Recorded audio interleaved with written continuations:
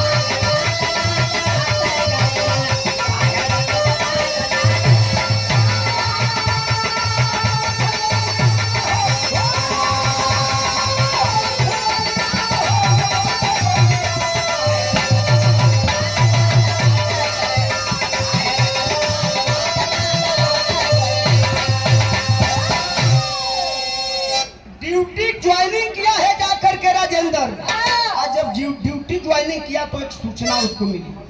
क्या सूचना मिली? अफसरों के द्वारा, उसका जो हेड अफसर है उसके द्वारा एक सूचना मिली। कौन सी सूचना मिली?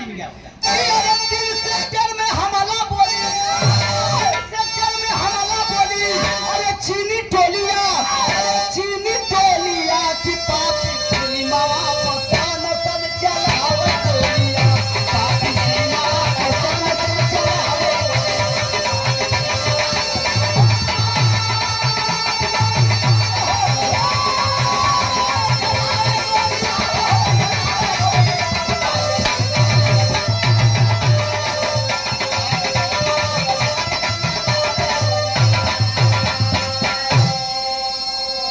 मेजर शैलेंद्र राज दिए या डर हो मेजर, अरे मेजर शैलेंद्र राज दिए या डर हो।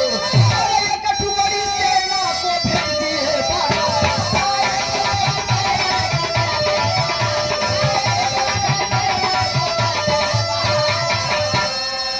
अरे भीतर भीतर किया छीन, भीतर भीतर किया छीन।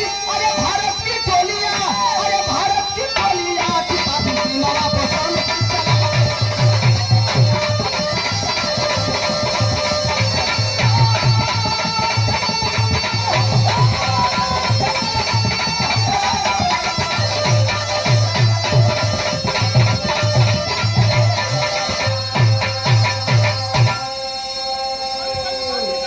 ग्राम कस्थली से मेजर शैलेंद्र राज आदेश किए कि एक टुकड़ी ले जाकर के डोकलाम बॉर्डर पर जाए। 1962 की लड़ाई थी, उसी लड़ाई की जो है 1962 की लड़ाई में एक टुकड़ी मेजर शैलेंद्र राज एक टुकड़ी को भेजता है डोकलाम बॉर्डर पर। गई है भारत की टुकड़ी, जाकर के चीनियों से लड़ो लोग। लड़ाई के दरमियान चीनी फौजियों को खदेड़ करके लोग चीन में घुसा दिए, चले गए लोग। हुआ क्या? वो तो लोग भाग गए, लेकिन इधर हिंदुस्तान की जो फौज है उसमें क्या घटना घटा कि अरे जाति के राजेंद्र काल रहले गहरिया में फंस गई ले घेरल सयाना।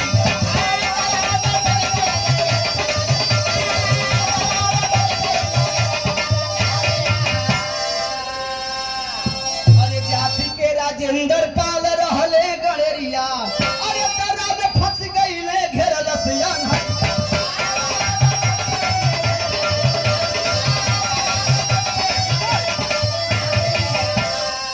लहरा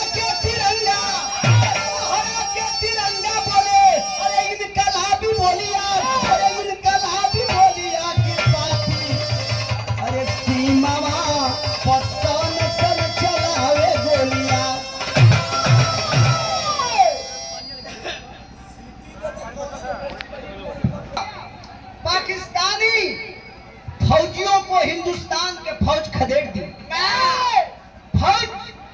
वापस आने लगी नीचे की तरफ।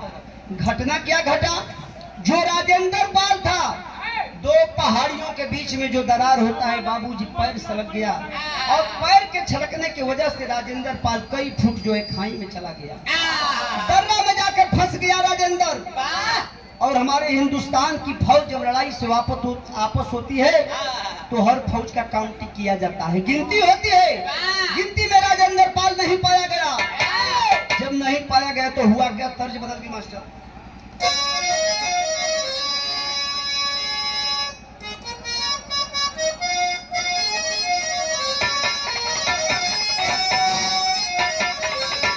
वो एक तर्ज के बोल बा कि अरे अपने बलमुआ के चोरी, अरे अपने बलमुआ के चोरी, गोरी मांगे भुना भुना।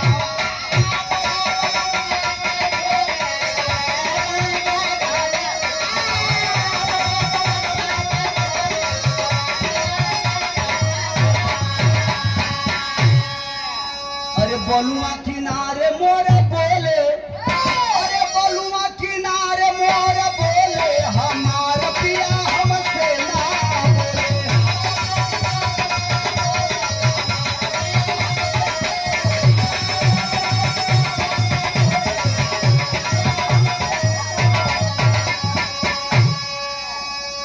हमरे भास्कर वो भौजी गावेली, तनी ज्यादा पढ़ल लिखल है, हिंदी में बात करेली, तो वो गावेली कबो कबो कि नैहरे के हम बीए पास हो, अरे नैहरे के हम बीए पास हो, बलम हर मुनिया के बजावलिया।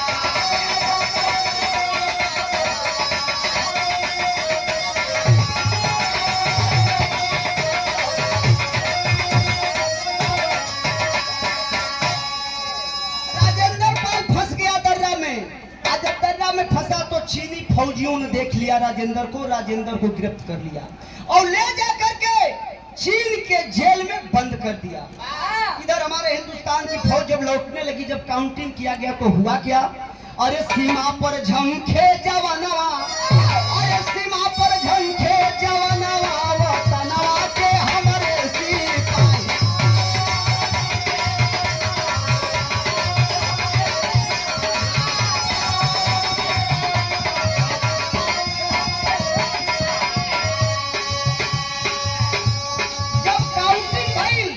गिनती में पाया गया कि राजेंद्र पाल नहीं है, तो आखिर कहाँ गया। तब लोगों ने विचार किया कि कहीं न कहीं चीन के फौजियों ने उसको पकड़ लिया। तो हुआ क्या, अरे रक्षा मंत्री रहले कृष्ण में नहु सवार हो, प्रधानमंत्री नेहरू जी पिटल कपार हो।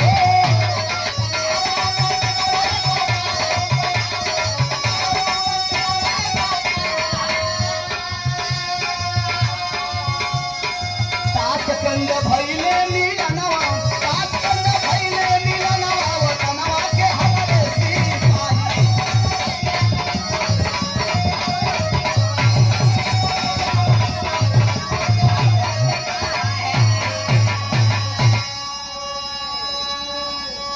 भैया कहानी के आप लोग समझ ला।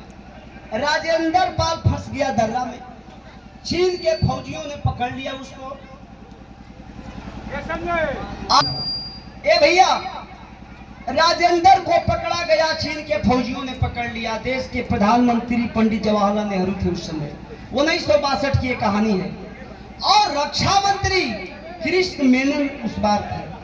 लोगों ने ताशकंद में समझौता किए कि हमारे जवान को जो चीन के द्वारा पकड़ा गया है बाइज्जत रिहा किया जाए। चीन से राजेंद्र पाल 63 में भारत आया। समय बीते लगल, समय कितना दिन के बीतल, तो 63 में आया, 65 आ गया। साफ साफ कहानी आप लोग के समझ में आई। 65 आ गया। आज जब 65 आया तो प्रधानमंत्री पाकिस्तान के जिन्ना साहब उत्पात मचाना शुरू किए। लग के लीजा मास्टर।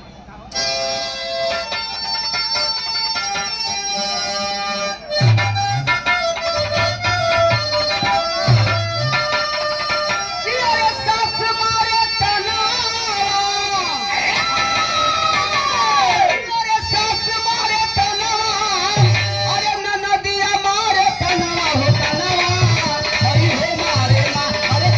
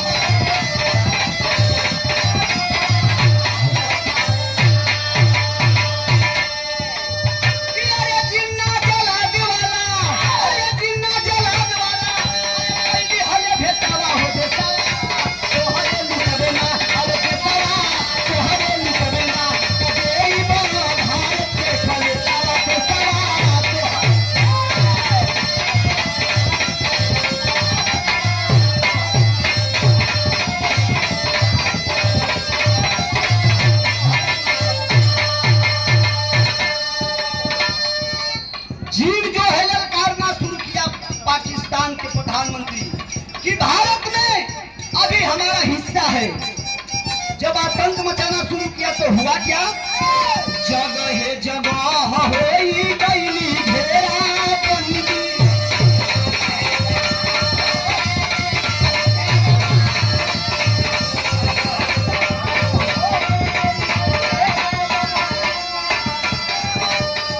साखवा निभाया रूसा काटी के पाबंदी।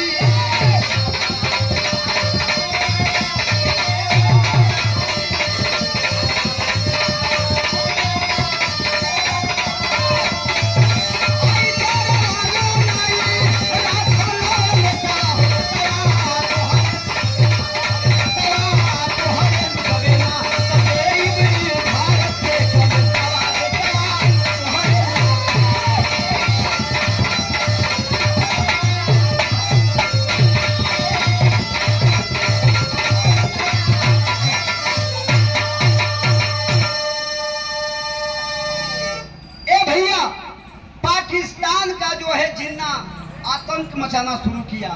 उस समय देश के जवान ललकार करके आगे बढ़े और उस समय रूस हिंदुस्तान का मदद किया।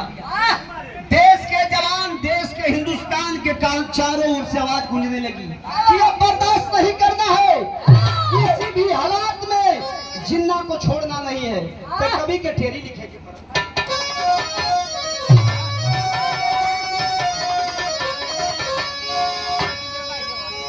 कि अरे चुनौती ना सहाई हमसे, अरे बाबू चुनौती ना सहाई हमसे, अरे कस के सीमा शेर पर कस के चले कसम।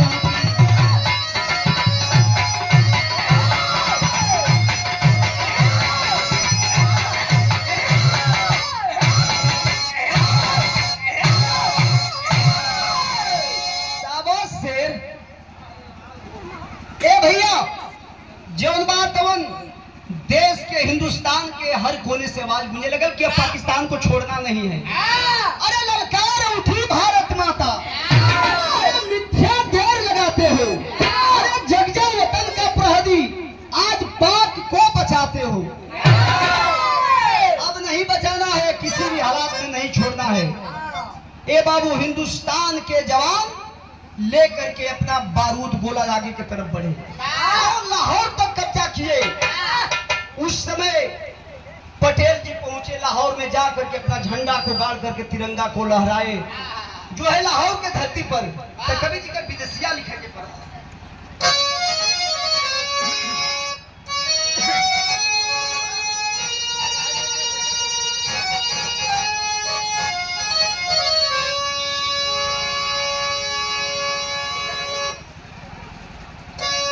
वल्लभ पटेल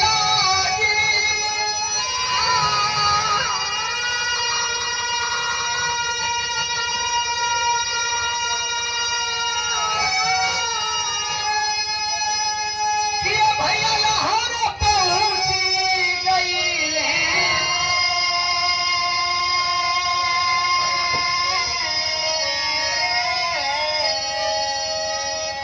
अरे भोरे में तिरंगा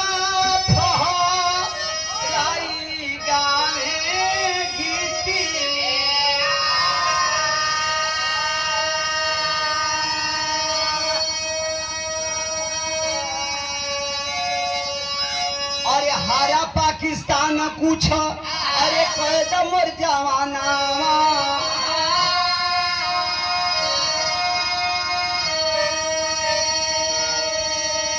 ए बाबू देश के पहरुअन के करे दूरा गति।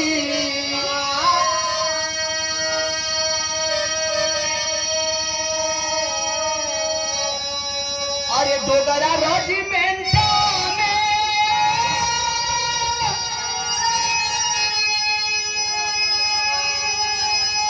ए बाबू राजेंद्र पाल रहे हो।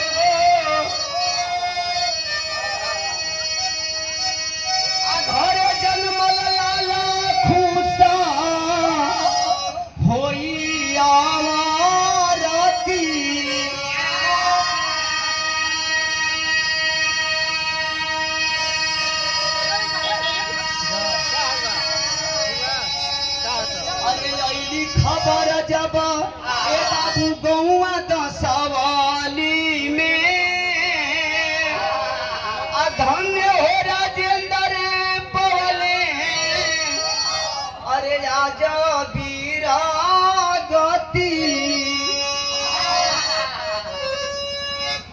बात क्या आप लोग समझ ला भैया। 1965 में हिंदुस्तान के जवान लड़ाई को लड़ते लड़ते लाहौर तक कब्जा किए और पटेल जी जाकर के भोर में तिरंगा झंडा को लहरा दिए, कब्जा कर लिए लाहौर तक। उसी लड़ाई के क्रम में रात के वक्त में बाबू राजेंद्र को समझ में नहीं आया, ये अकेले लड़ते लड़ते जाकर के और आगे बढ़ गया। और जब आगे बढ़ा तो पाकिस्तान की फौजी जवान, पाकिस्तान की फौज उसको पकड़ लेती है और पकड़ने के बाद ले जाकर के बाबू अपने कराची जेल में बंद कर देती है। राजेंद्र पाल, दिनेश विश्वकर्मा, ये दोनों फौजी जवान थे, दोनों को पकड़ करके ले जाकर के पाकिस्तान की फौजी कराची जेल में बंद कर देती है। उधर तो राजेंद्र बंद हो गया कराची में जाकर के, लेकिन उसको याद था कि हमारे घर में वो छुट्टी आने वाला था। लेकिन जब लड़ाई लगी तो लड़ाई में मशगूल हो गया, घर की बात को भूल गया। कुछ दिन पहले घर से उसको लेटर गया था कि नहीं तुम्हारे घर पर तुम्हारा पत्नी का बच्चा होने वाला है, वो आने वाला था, लेकिन लड़ाई के क्रम में घर की बात को भूल गया। जब राजेंद्र जेल में बंद हो गया तो उसको याद आ रही है कि यार उनके तो घरे जाए के रलस हमारे पत्नी के लेके आओ खोला बा, लेकिन अब राजेंद्र कहाँ आ सकता है। और इधर हिंदुस्तान के जो जवान थे, जो हमारे अफसर थे, माइक के ऑपरेटर के तरह राजेंद्र पाल की दुल्हन इधर सोच रही है कि हमारे पति आने वाले हैं, लेकिन तो पति नहीं आए। हिंदुस्तान के जवान राजेंद्र के बूट और वर्दी लेकर के उसके घर पे पहुंचे और उस दिन पहुंचे जिस दिन उसके घर पर छठी है उसके बेटे का। सोचने वाली बात है, पहले 65 में 62 में हमारे जितने जवान मारे गए उस समय कोई जवान की अर्थी नहीं उसके घर तक जाती थी, जनाजा नहीं जाता था। उस समय बूट, टोपी या वर्दी जाती थी। एक कब से नियम लागू हुआ, देश के जब रक्षा मंत्री माननीय मुलायम सिंह जब हुए 1996 में लागू किया गया कि नहीं कोई भी जवान अगर शहीद होगा तो उसकी अर्थी, उसकी जनाजा उसके परिजन तक जानी चाहिए और उसको बकायदा मुआवजा दिया जाए ताकि उसके परिवार का गुजर बसर हो सके। उस समय टोपी भेज देते थे लोग, वर्दी भेज देते थे लोग। राजेंद्र पाल के घर जहिया छठी बा वह दिन जवान वर्दी लेके पहुंचना से ए बाबू खुशी के माहौल बा, शहनाई बजता, सब लोग खुशी में झूम रहा बा। लेकिन जब ही पता चलल कि नहीं राजेंद्र पाल मारा गया, देश के लिए शहीद हो गया राजेंद्र, उसकी वर्दी और उसकी टोपी आई है, तो माहौल को चेंज होने में देर नहीं लगी। जब राजेंद्र के पत्नी चंदा को ये बात के पता चलल बा, आज चंदा सभी लोगों के सामने रोक के वो बात करी है। का करी है यात्रा जी लगन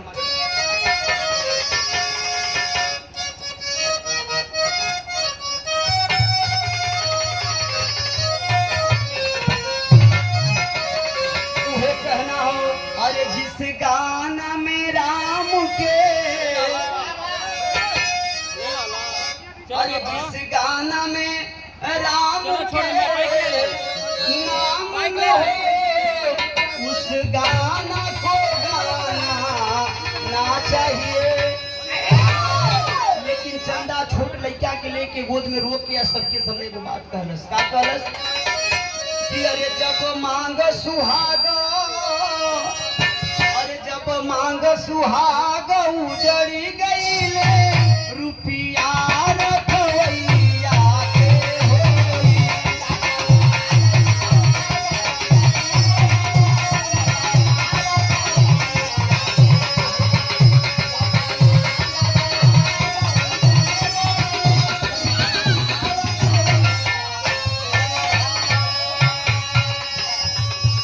जब मांग सुहाग उजड़ी गई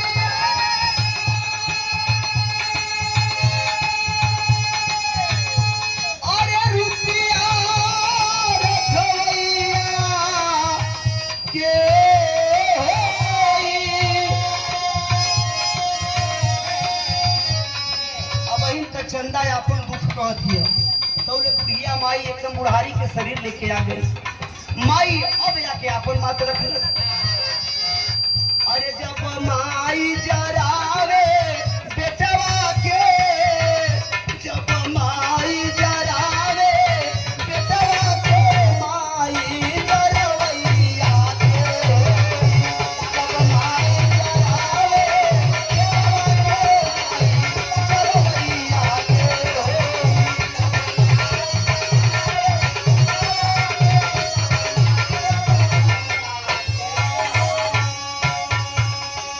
बाबू माई एकदम बुढ़ारी के शरीर में हो। माई अपना शरीर के थामते हुए जाके कलश की साहेब आज माई के अगर मौत भई रही, माई के लाश जरे के समय आज बाबू के लाश जरत आते माई के सहारा हुई। एगो बात और कहली, का कहली कि जब माई जरावे बेटवा के,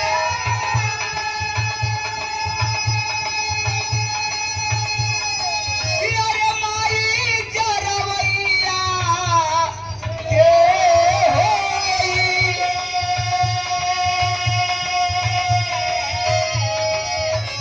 बबुआ पापा कही के कर पोसवैया के होई। बबुआ पापा कही के कर।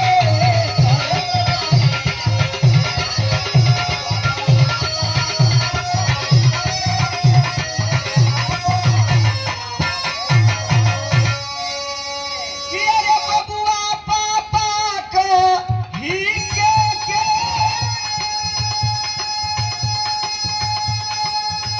कि अरे कर पोसवैया के हो।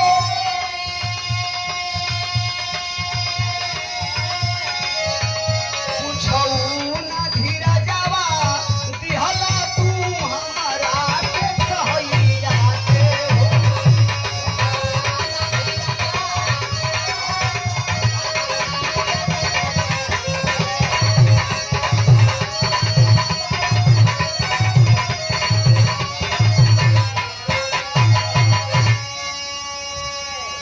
चंदा रोती है छोट बच्चा को लेकर के, कहते हैं कि हे पतिदेव आप तो चले गए लेकिन कोनो धीरज नहीं देहला।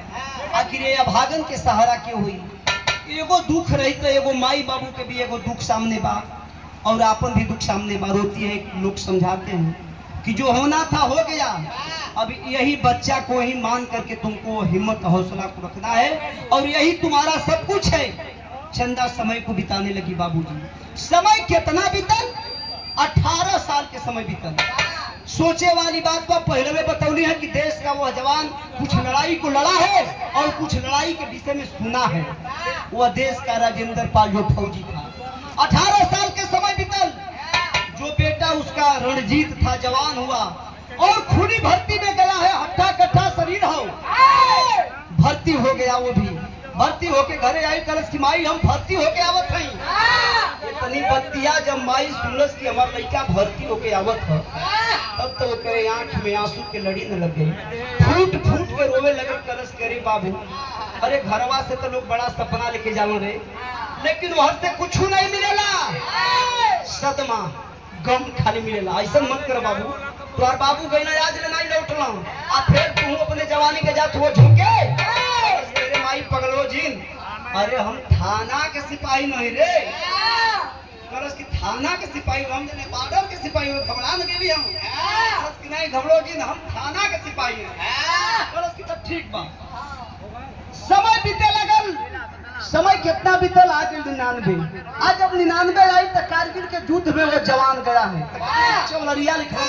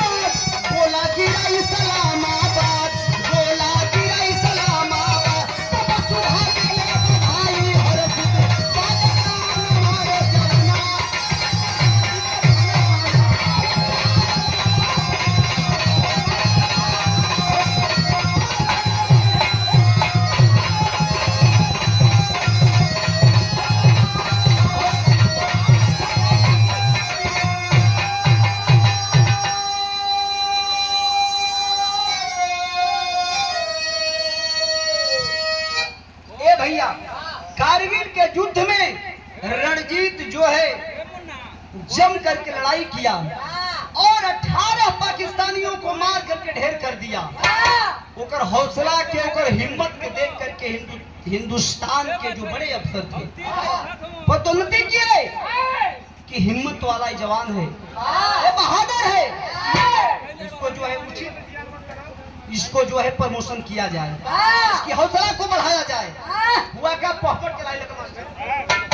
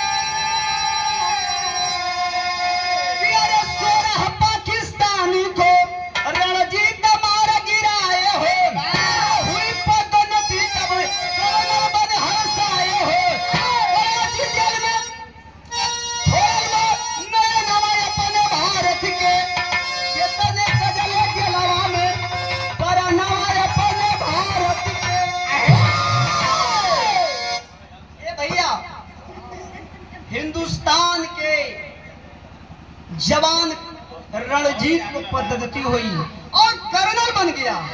कर्नल बन करके रणजीत बाघा बॉर्डर पर ड्यूटी लगी है और इधर समय आ गई, धीरे धीरे समय बीतत बीतत 2014 आ गई। 2014 में देश के प्रधानमंत्री नरेंद्र मोदी जी भेलन।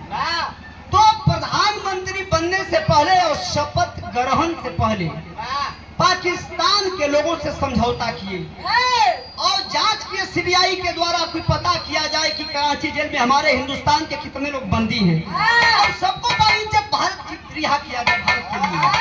तो पता चला कि हमारे कराची जेल में जब पहचान हुआ तो 150 मछुआरों के रूप में पहचान किया गया। हमारे हिंदुस्तान के 150 मछुआरे कराची जेल में बंद हैं। मोदी जी बोले कि शपथ ग्रहण से पहले उनको भारत भेजा जाए, यही निर्णय लिया गया। तो कभी क्या की बात लिखे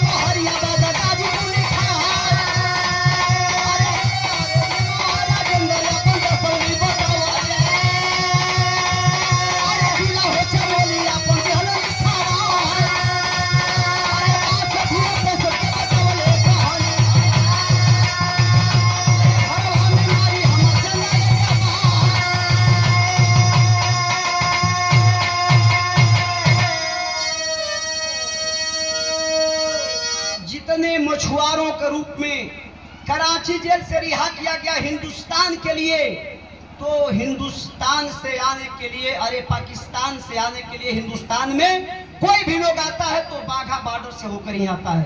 और उसी बाघा बॉर्डर पर राजेंद्र पाल का बेटा रणजीत पाल का ड्यूटी लगा हुआ है, जो कर्नल बन करके बैठा है। अरे वाह, सभी लोग आए, पारा पारी सबका पता लिख रहा है। आपका मकान तो हमारा यहाँ सब लोग अपना अपना पता बता रहे हैं। उसी क्रम में दिनेश विश्वकर्मा जी का भी नंबर आया। दिनेश विश्वकर्मा जी अपना पता बताए, जिला गाजीपुर, गांव बहरियाबाद। गाजीपुर में आप लोग गए होंगे, तो गाजीपुर के बगल में एक छोटा कस्बा है जिसका नाम बहरियाबाद बताया गया। बाबू वो वही के रहने वाले दिनेश विश्वकर्मा जी, जो आज भी जिंदा हैं। ये कोई बनौटी कहानी नहीं है, बल्कि उन फौजियों से पूछ करके सारा ये कहानी लिखी गई है। आज भी वो दिनेश विश्वकर्मा जिंदा है, बहरियाबाद का रहने वाले हैं। और राजेंद्र का जब नंबर आया, राजेंद्र अपन नाम बतौलस की साहेब, हम राजेंद्र पाल, जिला चमोली, ग्राम दसौली के रहे वाला हूँ। बाह कटल हो, दोनों बाह कटल बा, पैर भी कटा हुआ है, लंगड़ा है एक पैर से। जब राजेंद्र पाल पिता राघव पाल, तो रणजीत सोचे लगल कि राजेंद्र पाल और पिता राघव पाल ये हमारे दादा के नाम हो, और बाबू लड़ाई के पहले, लड़ाई में बहुत पहले ही मार गए ना, तो फिर राजेंद्र पाल जिंदा हुआ का? कलश की साहेब, कलश की और कुछ बताइए। कलश की साहेब हमारा पत्नी के नाम चंदा हो, और ही क्या जानना चाहता है। तब इतना बतौला के बाद रणजीत समझे में देर ना कैले, को उतारा है, से खड़ा हो गया, दौड़ करके पकड़ लेता है। बगल में कप्तान, बगल में ब्रिगेडियर, सभी लोग अवाक हो गए, करे इसको क्या हो गया। उठा लिया गोद में और फूट फूट के रोने लगा। बगल में ब्रिगेडियर साहब पूछते हैं, करे जवान तुझको क्या हो गया?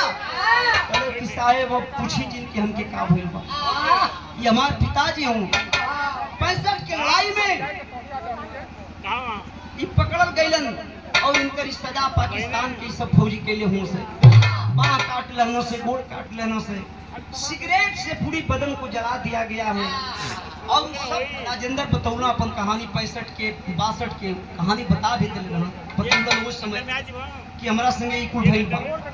लेकर के जवान वहां से तुरंत दिल्ली के लिए रवाना होता है, और घर पर फोन लगा कर बोलता है, पत्नी को कलश की तनी माई के फोन दो। ले जाकर के पत्नी जो है चंदा से बात करवाती है, कलश की माई अपने मांग में संदूर की सजा ले, और जितना हो सके दिल्ली आवे के प्रयास कर। इतनी बतिया सुन के चंदा फूट फूट के रोने लगल। कलश करे, बाबू अरे दुनिया के लोग हमके ताना देते रहो, अब तू लगले ताना देवे? अरे हम कहिए विधवा हो गई, आज मांग में संदूर कैसे सजा नहीं? कलश करे, माई तू विधवा नहीं है, बाबूजी जिंदा हुआ, हम बाबूजी के लेके आवत हैं दिल्ली एयरबेस में, तुम बेस में आओ। ये बाबू चंदा को लेकर के लोग बेस में पहुंचे, जो दिल्ली में बड़ा हॉस्पिटल बेस है, बेस में पहुंची है चंदा। डॉक्टर आंख को चेक किया है, चेक करने के बाद कहा कि कोई अगर एक आंख दे सकता है तो राजेंद्र अपने बेटा को भी देख सकते हैं और अपने पत्नी को भी देख सकते हैं। चंदा बाबूजी एक आंख को निकलवा करके राजेंद्र को देती है। तो कभी के खड़ी में लाइन लिखे,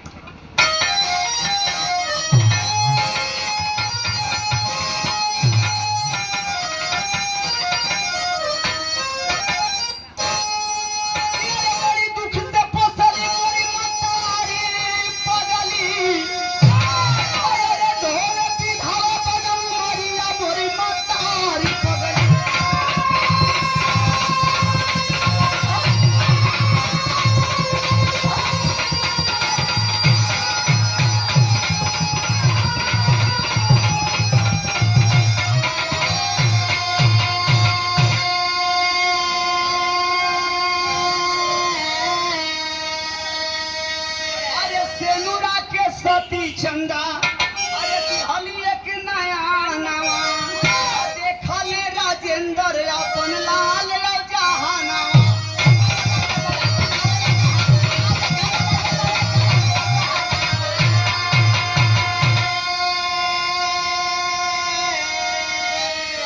अरे उतारे आरती भारती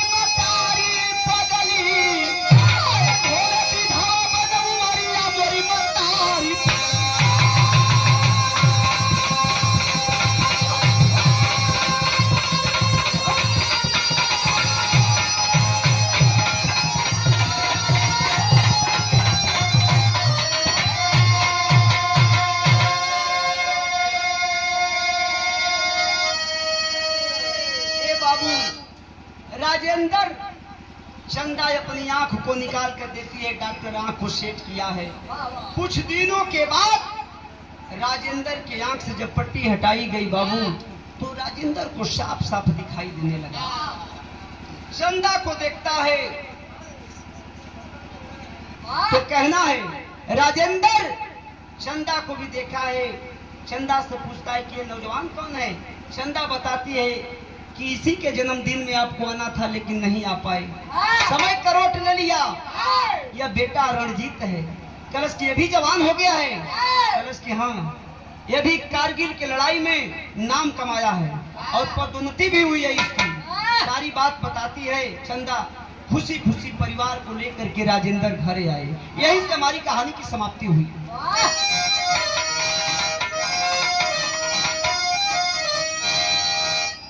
जय जखाड़ गुरुजदू लौटन, डूब गए हैं गम से, कथन करे कवि अनुज लाल जी, आंसू बहे कलम से कि अरे चुनौती ना सहाई।